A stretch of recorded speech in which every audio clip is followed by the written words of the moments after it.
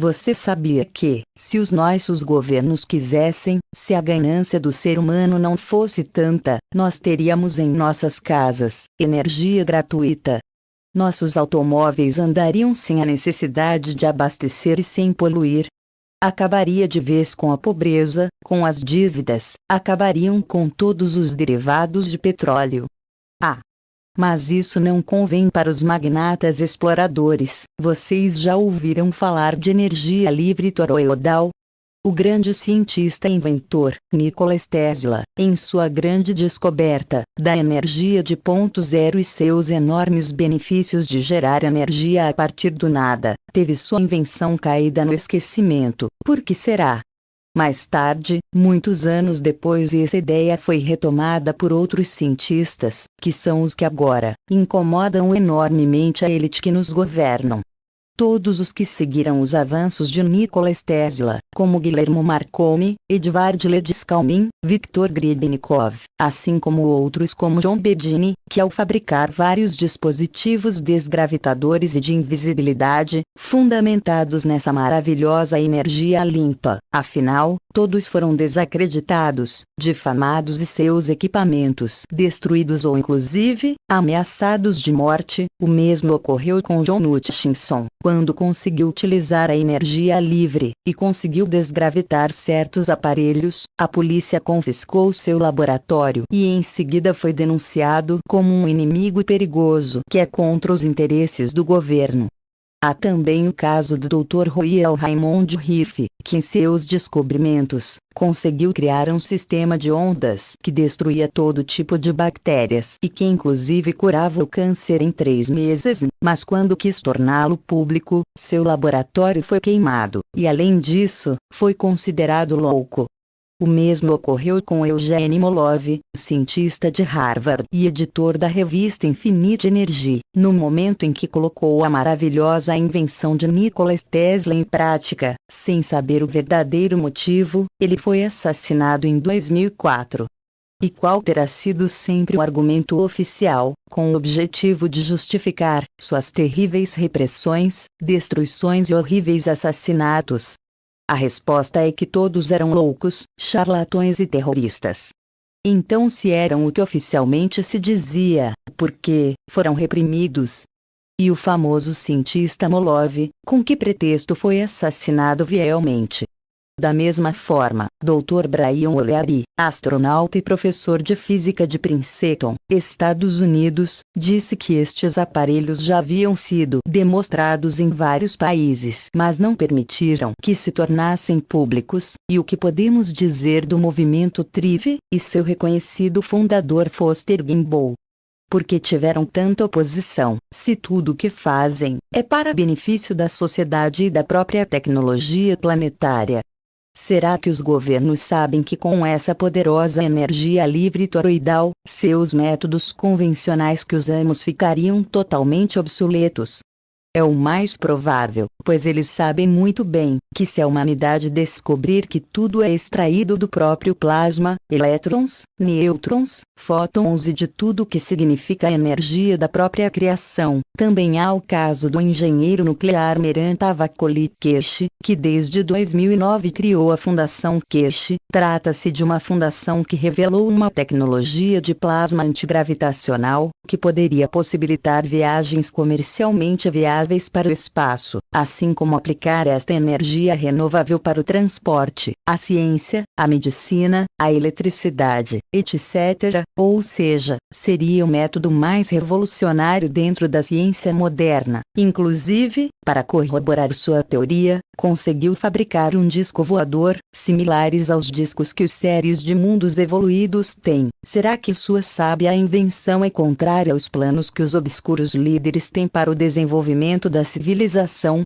A seguir irei mostrar um vídeo de outro cientista, mas que posteriormente à sua divulgação, misteriosamente, foi assassinado.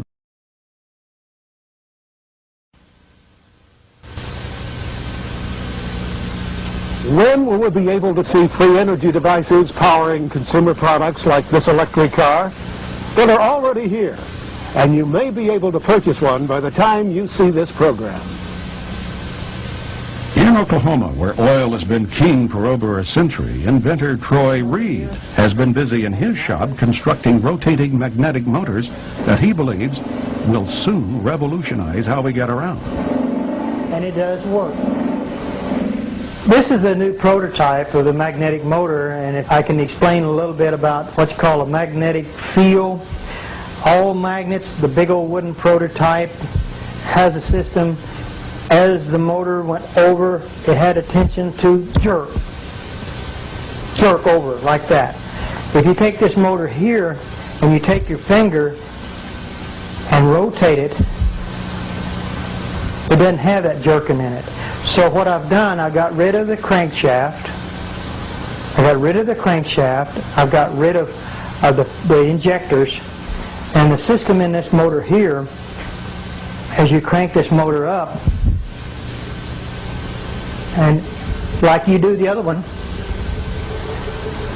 the motor will start running, and what I'll do, I'll energize it on this motor here. If you can see these amp gauges over here, this will come, when we get it up to about 150 volts, we'll unplug it and we'll turn the light on. If you turn this around where you can see this side here, all the working parts is behind this system here, operates from a little computer. Takes just 5 volts. It's 150 volts. What we're going to do, turn off all the switches, make sure there ain't nothing plugged into it. There's the plug. There's your 110 volts. Motor still running. You can operate this table plumb around. Still got energy running. Nothing tied up in the back of it. Nothing on the floor. Rotate around, still running electricity. So we're looking, hoping this time next year that you'll be able to use it in your home. So that's another. And what's good about this, you're talking about electric automobiles. This right here can set it in the back of an electric automobile and generate electricity and charge batteries up in a car.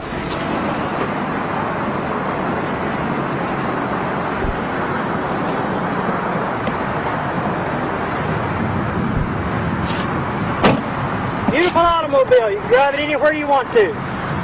You don't pollute the air.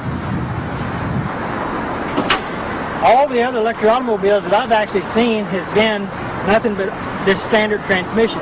This is an automatic transmission car. There's not a whole lot of what you call junk, I would call, under cars. I've seen a lot of electric cars that had a lot of stuff in it. The only thing that this has a battery to run the radio, the blower. We've got 2 safety switches over here that can be mounted into an enclosed system, but we did this where you could see, where people can see this car with the technology. It's a safety switch system. This is a controller box, a Curtis control box. It cuts the amperage down.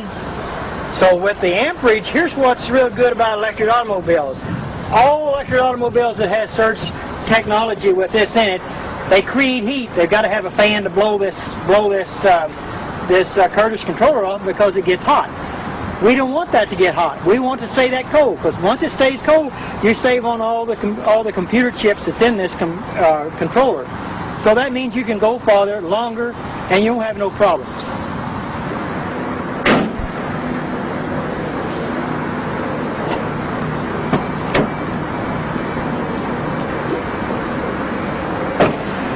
This electric automobile has got 2 gauges in front of the shifter on the automatic transmission.